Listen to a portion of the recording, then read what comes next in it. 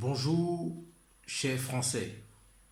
Il y a quelques jours, je vous annonçais la création de mon association dénommée Parti libéral de France, ainsi que des vicissitudes quant à mon intégration au sein de la communauté française par la naturalisation française.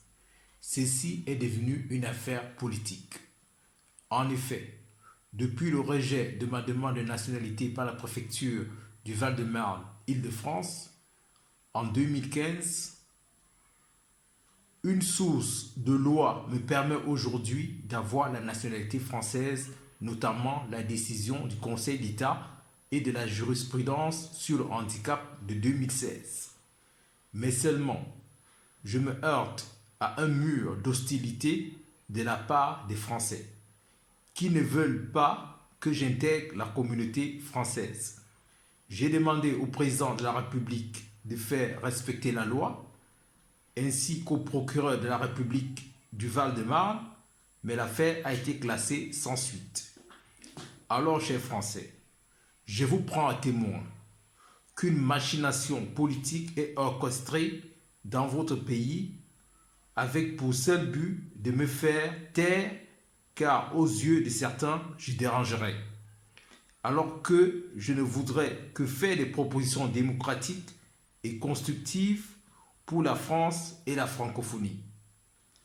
Plusieurs avocats, notamment le garde des Sceaux en place, sont au courant de ce dossier. Mais aucune volonté réelle de régler ce problème n'est pressentie. Notre monde est en péril. Après l'Algérie qui décidait d'anglophoniser ses universités, c'est le Gabon qui décide d'intégrer le Commonwealth.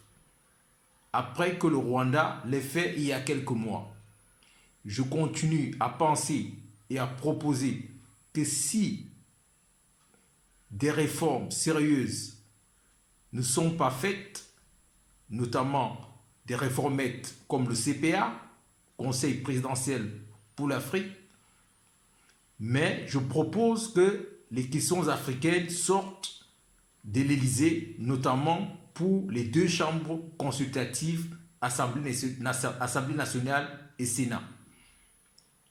Car c'est le monde francophone qui disparaîtrait si cette réforme n'était pas mise en place. Avec tout le respect que je porte à la communauté française, bien respectueusement, Alphonse Foudambala, président du cabinet AFM Conseil. God bless France.